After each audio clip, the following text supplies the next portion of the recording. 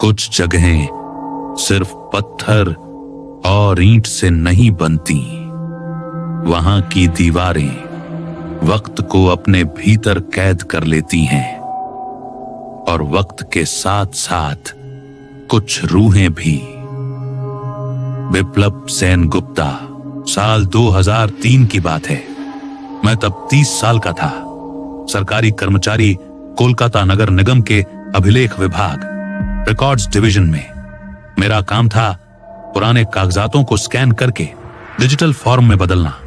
मेरे जैसे लोग ज्यादा चाय पीते हैं, कम बोलते हैं, भूत प्रेत जैसी चीजों पर हंसते हैं और डर के नाम से सिर हिला देते हैं। एक दिन दफ्तर में आदेश आया, निम्मतला श्मशान घाट की पुरानी रिकॉर्ड बुक्स स्कैन करनी है। मेरे तो कान खड़े हो गए। श्मशान घाट, वहां विभाग प्रमुख ने हंसते हुए कहा, डरिए मत सेन गुप्ता बाबू, दिन में ही जाना है और वैसे भी मरे हुए किसी का क्या बिगाड़ेंगे। निम्मतला घाट कोलकाता के सबसे पुराने और सबसे पवित्र श्मशानों में से एक। रविंद्रनाथ टैगोर से लेकर कई ऐतिहासिक व्यक्तित्वों की अंतिम यात्रा वहीं हुई थी।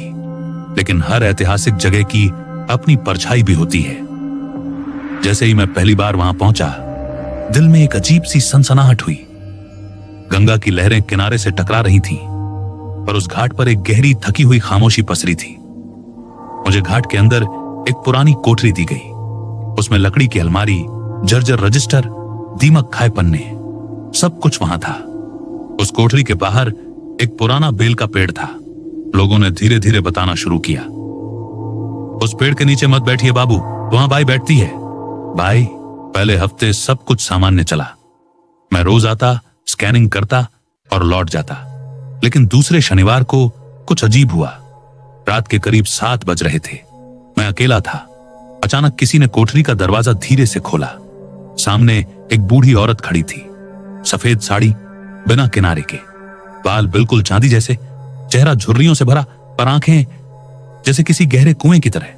वो बोली, बाबू, एक फाइल है जो गलत तरीके से दर्ज की गई है, वो मेरी है। मैंने घबरा कर पूछा, आप कौन? वो कुछ नहीं बोली, बस धीरे धीरे अंदर आई और रजिस्टर का एक पन्ना पलटा। 29 अक्टूबर 1952, महिला, नाम अज्ञात, उम्र अनुमानित 60 वर्ष, कोई रिश्तेदार नहीं, दाह संस्कार पूर्ण। वो पन्ना देखकर बोली, मुझे जलाया तो गया, पर मेरी अस्थियां नहीं बहाई गई। मैं अधूरी हूं। मैंने सिर झटकते हुए कहा, ये सब अंधविश्वास है, आप जाइए। वो बिना कुछ कहे चली गई। उस रात मैंने पहली बार वो सपना देखा। मैं गंगा के किनारे खड़ा हूं और वो बाई सीढ़ियों पर बैठी है, रो रही है, हाथ जोड़कर कुछ कह रही है। मेरी राख वहीं गाड़ी गई थी बाबू, मुझे बहा दीजिए। मैं हड़बड़ाकर उठा, पसीने में डूबा हुआ। सोचा बस मन का वहम होगा। लेकिन अगली 2 रातें भी वही सपना आया। मैंने घाट पर काम करने वाले सबसे बूढ़े डोम हरिभानुदा से बात की। मैंने वो पन्ना दिखाया। उन्होंने कांपते हाथों से देखा और कहा, बाबू, ये औरत तो मर चुकी है। हम लोगों ने जलाया था इसे। 1952 में प्लेग फैला था, कोई लेने नहीं आया। उसकी अस्थियां गंगा में नहीं बहा सके, जगह नहीं थी। बस घाट के पीछे बेल के पेड़ के नीचे गाड़ दी थी। वो रोज बोलती थी, जब तक मेरी राख गंगा से नहीं मिलेगी मैं यहीं रहूंगी। अब वो हर रात मेरे सपने में आती, कभी गीली साड़ी में, कभी राख से सने चेहरे के साथ। मैंने तय किया, अब और नहीं। सोमवार सुबह मैं हरिभानुदा के साथ बेल के पेड़ के नीचे गया। वहीं जमीन थोड़ी खुदवाई। मिट्टी के नीचे एक पुरानी पोटली मिली, राख, कुछ टूटी हुई चूड़ियां और एक पीतल की चेन। मैंने खुद पोटली ली, घाट के पंडित से पूजा करवाई, गंगा के किनारे ले जाकर वह अस्थियां बहाई, आंखें बंद की और कहा,